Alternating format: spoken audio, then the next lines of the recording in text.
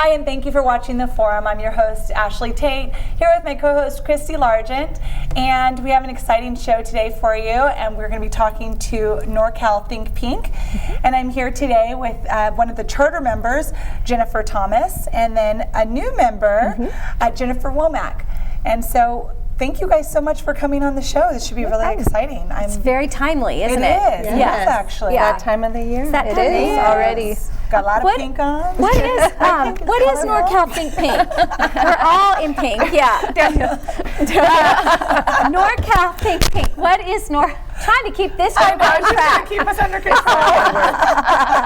You're in for a ride today. Yeah. What is NorCal Think Pink? What are you guys doing? I mean, we all hear about it, but how did it get started, and what do you do besides the bags, right? Well, I think, Think Pink started 19 years ago here in our community, which is super exciting because it's grown to be this very large, almost national project that has gone on, which is super exciting that it started right here. Absolutely. So it started 19 years ago with Dr. Figueroa, who is now retired medical oncologist, and Melody Christensen, who's recently retired as well, and Carol Lake from the American Cancer Society. And they had this idea that they really wanted to get out the word about, early detection. And if we get the word out and people diagnose earlier, their cure rate is like 98%. That's amazing. So and that's what makes it so important with our exams. But you don't always know that it's so important to do those now before something. Yes, definitely. So we are going to get the second half of the program. Actually, we're going to get to talk a lot about that. Yeah. How do you do that and so forth. But what is, for now, what are you guys doing? What the early detection, was that the motivation for putting the bags together to give all the? Tell us about that.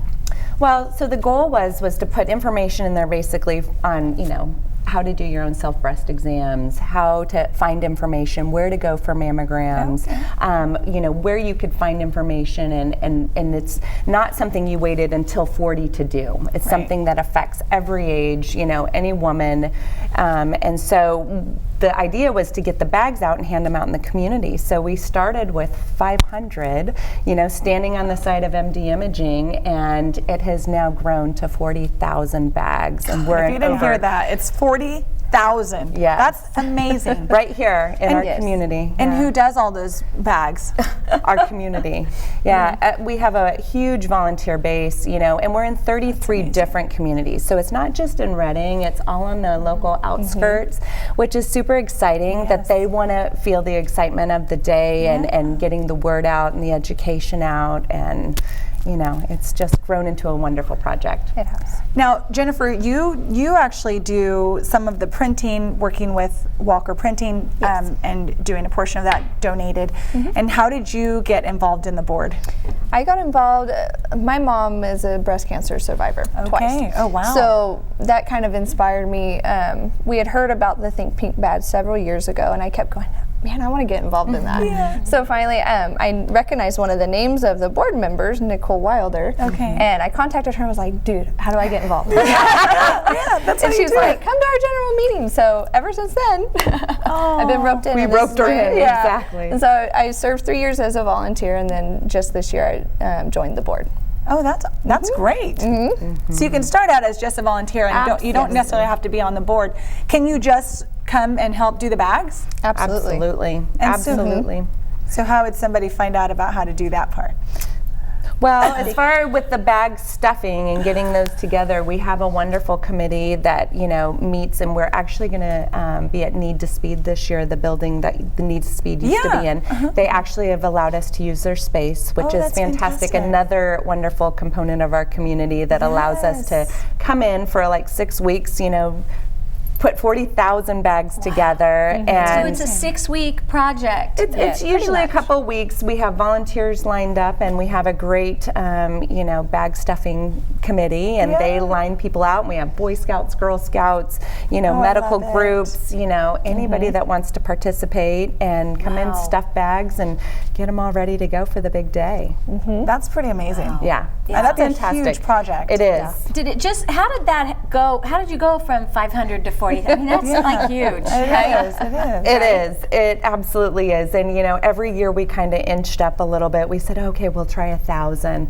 And every year we would be so nervous, thinking, we're never going to get rid of all these bags. What if nobody takes them? Nobody, you know, we go from 1,000, then we stayed at 5,000, 6,000 for a long time.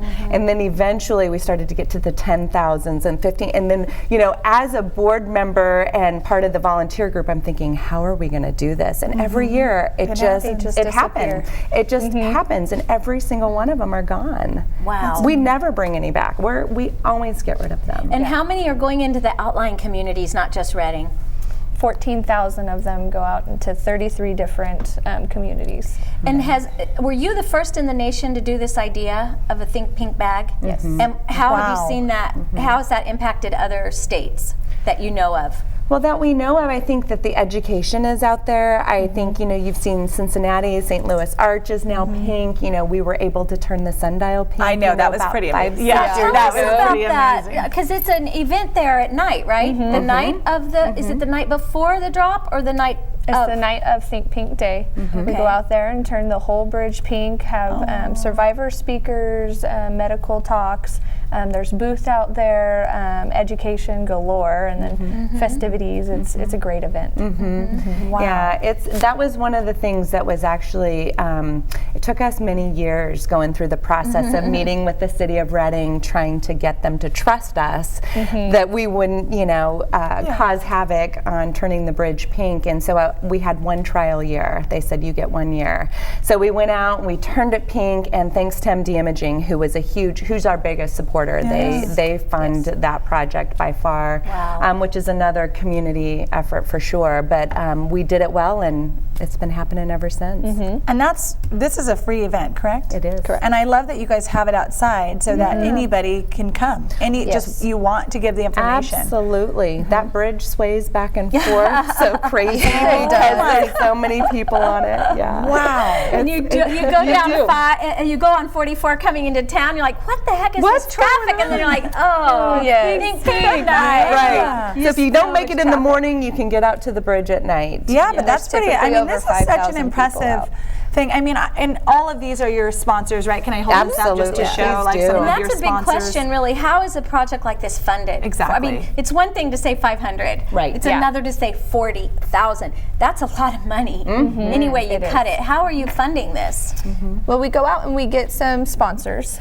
We just talk to local businesses, connections that we have, and we say, hey, do you want to be a part of Think Pink and help fund this? And we've got some great sponsors, several different sponsorship levels. So even if they can't be the pink diamond of $5,000 sponsorship, they could come in at a friend of a bridge for $500, and that's how everybody loves to participate, so they just all join in and help us out. It's great. And you've got some good sponsors on here. Great sponsors.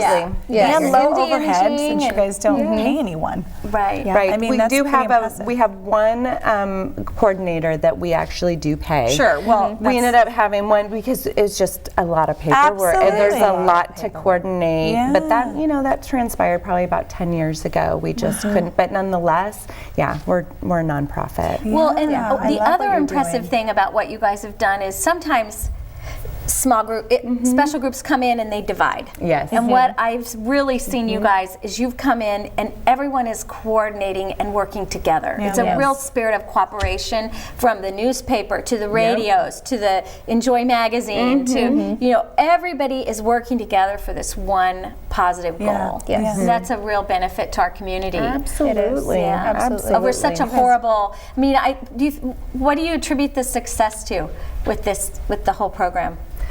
Getting the education out. I think we've seen a dramatic reduction, and I have kind of an oncology background, working in the oncology field.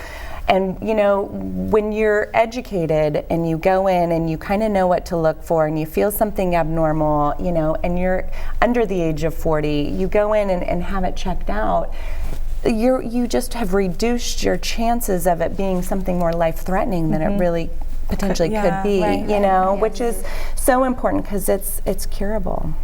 The cancer is curable. Yeah, and that's the most If it's important. caught very early, yeah. Yes. And I love that the focus is early detection. And it's a community effort. We Yes. can do it without our community. Yeah. No, Well, That's and I true. mean, you talk at this table of 4. We all have connections of people who have either had, like, I lost my sister-in-law to breast cancer, my dad, and there's, you know, a lot of. We all have a connection, which makes it more personal, right? Absolutely. So we all have kind of a dog in the fight, if you will. Yeah.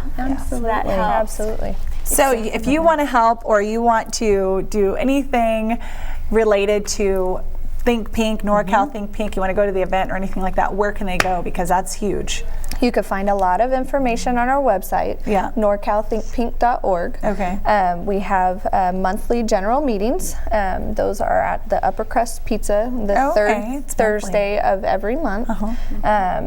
And yeah, you just come on in. We have a sign-up sheet that goes around for all the different committees that there are, and you can sign up for that. And I would say, and then this year you have a big announcement about location, and we need to get that out. We're writing down this part of the show. Tell us about the pickup For the this year. longest time, the handout site was at MD Imaging, but because of all of the traffic changes, we are now moving that location to KIXE. Yay! Down here.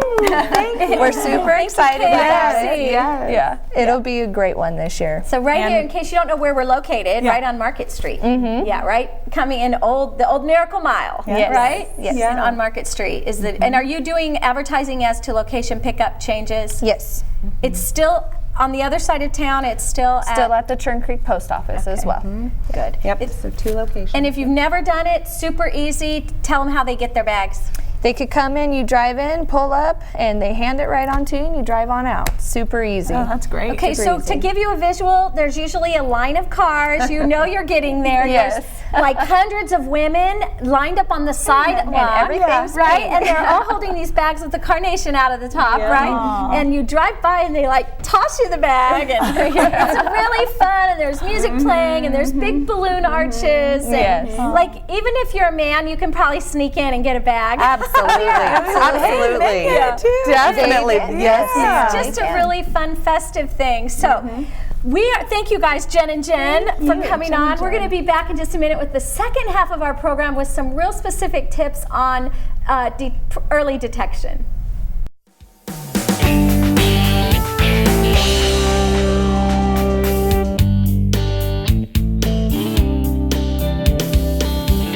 And hello, we are back, and we're back with Pam Valentine. She is a nurse practitioner with the Mountain View Family Medical Group, and she's going to be talking to us about the medical side of breast cancer and early detection. So this is going to be exciting. Get to put the 2 pieces together. Yeah. Yeah. Thank you. So thank you for coming on. Thank you for having me. I mean, there's so many places to start. I know. Where do we start? Like, Let's okay, start so what if you could give one thing you would want all of our viewers to know? What would be the one piece of advice regarding this whole breast cancer detection, prevention? What's your one thing?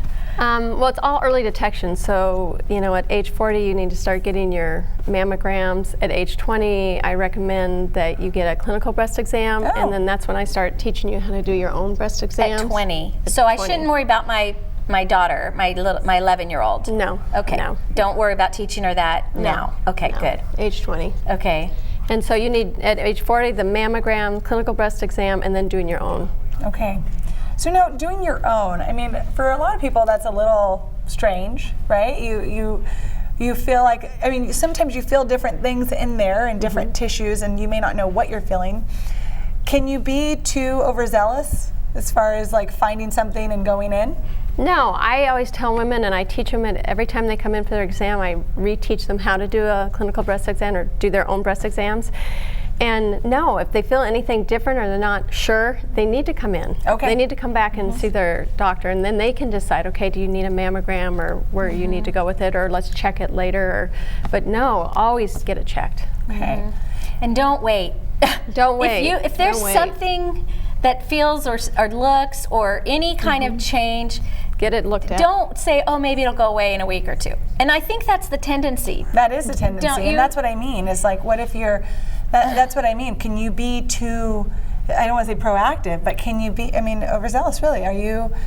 No, and one of the checking things is something when women are still having their menses, their periods, you really should do your clinical breast exam the week after your period. Okay, or your see, that's menses. great to know. And that's really important because our breasts change with our periods, with our Yes. hormones going up and down.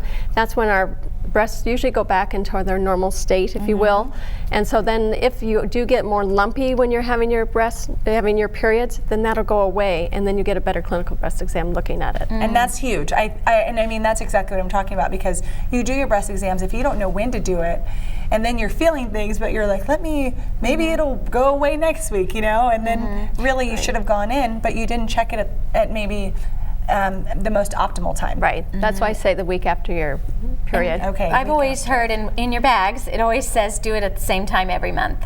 So you're familiar with what you're feeling. That's a great. So you would recognize anything abnormal. What are the symptoms? Well, the symptoms of breast cancer, unless you really have really bad breast cancer and you really feel this big tumor in your breast, there's not a lot of symptoms. Sometimes they'll feel some soreness if you have the breast cancer, or they'll feel the lump. Sometimes if it's advanced, you're going to start having symptoms of just being fatigued and weight loss. But the whole thing with NorCal Think Pink is that it's early detection. So we can get, when it's this big, then it's just easy to take care of. Okay. And you don't have to do the double mastectomy thing. Right. A lot of times we can just do a lumpectomy. We take the little tumor out, and that's all you need. Sometimes we'll have to do a little bit of radiation after that. Sometimes you might have to have some chemotherapy. But like what Jen was saying, it is a 90% cure rate now. That's fantastic. That's really high. And that's why we're doing this NorCal Think Pink. So it is early detection. Yeah. Right. That's huge. So one thing is sometimes people think it's just the actual breast tissue, like just in front, right? But it's really under your whole armpit. Right. You want to, when I teach a breast self-exam, you're doing the whole breast, but then you're always checking under your arm because there are a lot of lymph nodes under there, and that's where the breast cancer likes to go. So I'm always telling them to check under there. You should not be feeling any lumps under there. Now, if you are sick and say can a lymph node be enlarged there? Oh yeah, or if you've shaved under there and you nicked yourself, which women can do. Right. Yeah, you can get a lymph node, but that's going to go away. And it's still good to check. Always check. Even if you don't know, just go to check. If you've nicked yourself, you might have a lymph node in there, but that one's going to go away. Okay. If it's cancer, it doesn't go away until we take care of it. Right. Now, what about for people who may not have insurance, or they may not have the money that they think they need to go in and get checked? Is there a place for them to go, just to get checked and make sure they're okay? Yes, we have different agencies, and what I usually tell patients is to get a hold of MD Imaging, and they will get them to the right place. One is Optimus in town. They do a big fundraiser, and they will help women over the age of 40 that cannot afford it. Okay. And they give them scholarships to get the mammograms. We also have the BC EDP, and they will also help women that they can get their clinical breast exam and also their mammogram. Oh, that's fantastic. Okay. And MD Imaging is a good resource. It's a good resource because they'll make sure they get the signs. Also, in all of our our calendars that we give out, it has all that information in it. So come get your Think Pink bag. Yeah. I like that. Good job, Pam. It's got all the data. Yep. So I had a question that came and then went right out. That's okay. I'm sorry. There's so many questions to ask. Yeah, I know. About this. What factors are there that make some women more susceptible than others? One of the big ones is having family members that get breast cancer, especially if it's under the age of 50. So if you have primary family members, if your family has the gene, the BRCA or BRCA. How do you find out if you have that? That would be you already have a family member that's had the breast cancer, so they've been tested for that. Okay. If you didn't breastfeed is another one. If you had your periods before age 12, or you're still going to menopause later than 55. Always eating right makes a difference. Smoking, they're not saying why it can, but it can cause more breast cancer. Alcohol consumption. Oh, wow. Even a little bit of wine? Please tell me no. But and everybody's what you want to hear, or do you want the truth? Now, what's the breastfeeding piece? Because that's interesting. They just say that women that have already had it, because it takes some of the tissue out when you do the breastfeeding, so that it helps eliminate some of the causes of breast cancer. Wow. Yeah. I mean, there was a whole generation that didn't breastfeed for a while. And all of these things aren't saying, okay, if you didn't breastfeed, you're going to get cancer, or if you have alcohol, you're going to get cancer. Right. Everybody's different. And even the hormones. I mean, there's a big issue of having hormones, after menopause or through menopause. I mean, there's women that have hormones for years and years will never get breast cancer. There's women that never do hormonal therapy. And they get breast cancer. So, I mean, there's no... Right, there's no rhyme or reason. I mean, no real true... Right. I think the biggest thing is having family members that have breast cancer, or if they have the BRCA, the BRCA gene, are the two big ones. Is that what Angelina Jolie had, the BRCA gene, and so she went for the radical mastectomy? And is that kind of the common treatment for if you have that gene? Yeah, a lot of them will do that. Really? And then your risk is because it's just in the tissue. Right. So then you're eliminating that risk. Can you still have the risk here? No, usually you eliminate it clean from the breast. Oh, wow. That's interesting. That is very So now, it used to be after, what did they say, 40 every couple years you have a mammogram, and then 50 you start having it every year? No, at age 40 you start every year. Oh, every year at 40? Year. Yes. Okay. And if you have a family member that had breast cancer, let's say you had a mom that had breast cancer at age 45, I would start your mammograms at age 35 to get a baseline. Okay. Or if they had at 40, I would start the first one at 30. So always go 10 years back.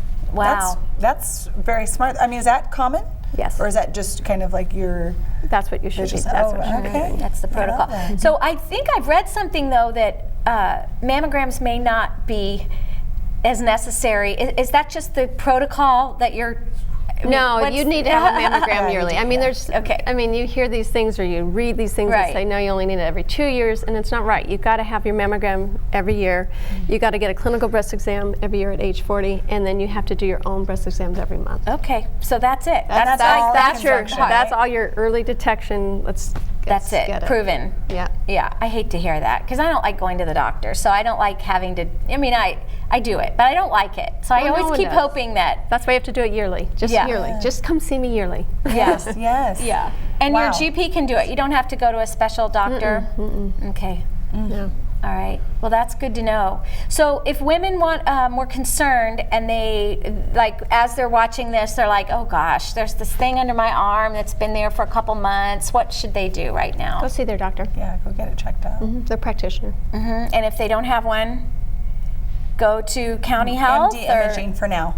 Or if they need a mammogram, I'd call MD imaging. Okay, if they just don't have a family doctor, they don't have the funds to go to county health? Is that the best place to start? Shasta Community. Shasta Community Health. Okay.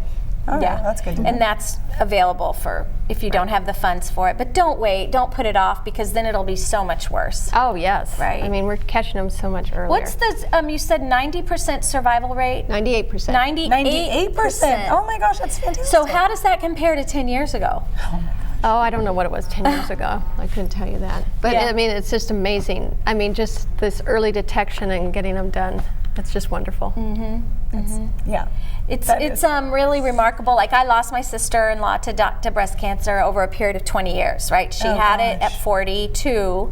They did the mastectomy, and this was a long time ago, right? And then came back 10 years later, a little spot. So this time they did a little radiation, and then it came back 8 years later. And by that point it had gone. But I just wonder with today's technology, had she been 40 today, if she would have had the same outcome. You just don't know, but the early detection would have given her a much better chance. And I have one quick question. What's the average age for early detection? When's the average age that people are finding that? If they're doing their breast exams and they're kind of, is there an average age at all or no? You mean that we're seeing more breast cancers?